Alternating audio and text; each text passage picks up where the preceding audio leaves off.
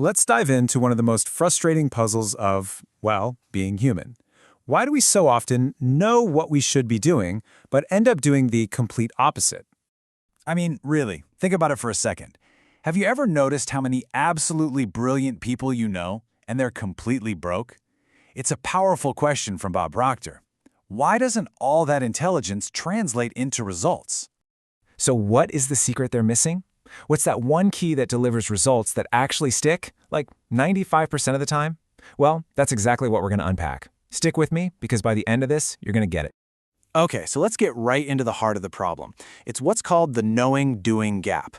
And yeah, it's that totally baffling, super frustrating space between what we know is good for us and what we actually find ourselves doing. You know, Bob Proctor tells the story about his own life that just nails this idea. When he was a little kid, his teacher would catch him doing something he shouldn't, and she'd ask, "Bobby, why did you do that? You know better." And all he could ever say back was, "I don't know." And it wasn't just at school. He'd go home, and his mom would ask him the exact same question about something else. "Why on earth did you do that?" And again, the same confused reply every single time, "I don't know." This pattern followed him right into his adult life, into the Navy. His commanding officer would be yelling, "Proctor, why did you do that?" And you can guess the answer, "I don't know, sir." And listen, this isn't just some story about Bob Proctor. At some point, it's kind of all of our stories, isn't it? And that's the core of the issue right there. We can know how to do better, but that doesn't mean we're actually gonna do it. There's a huge disconnect. So what is really going on under the hood?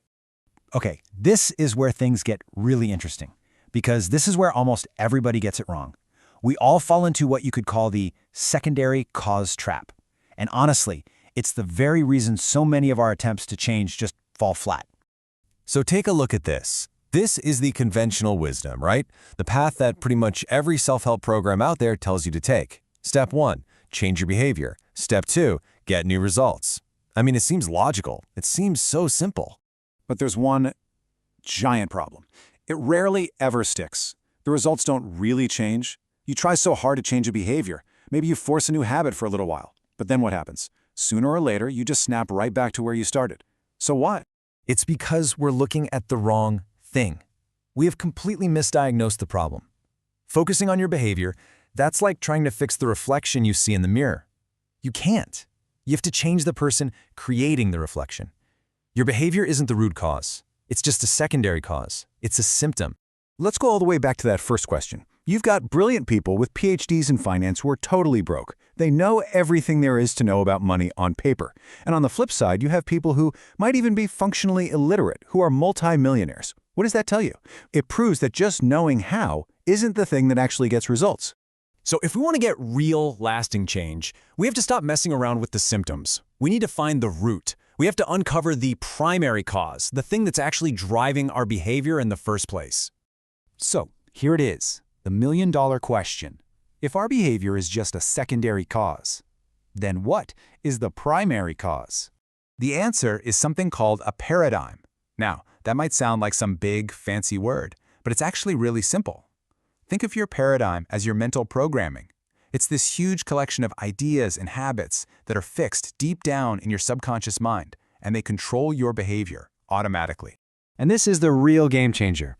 The true chain of cause and effect actually looks like this.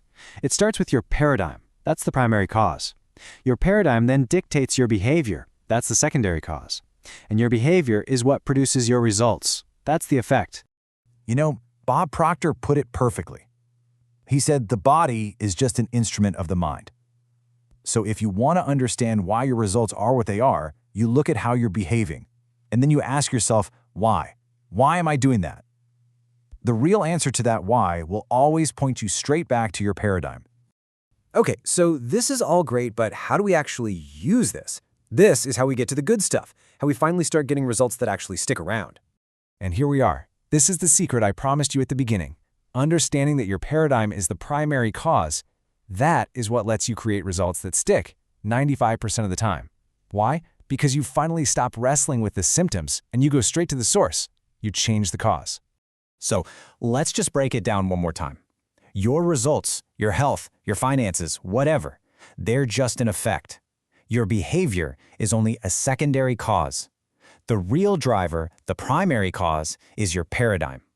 And if you really want to change the effect, you have to change the primary cause.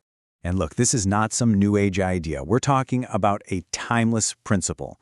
Ralph Waldo Emerson called the law of cause and effect the law of laws. It's literally woven into the fabric of the universe. Every single thing is an effect that has a cause. So I want to leave you with this question. Think about one result in your life right now that you would love to change. Just one. Now, instead of thinking about the behavior, ask yourself, what's the true cause? What's the idea in my paradigm that's creating this? Drop your thoughts in the comments below. I'd love to see what you come up with.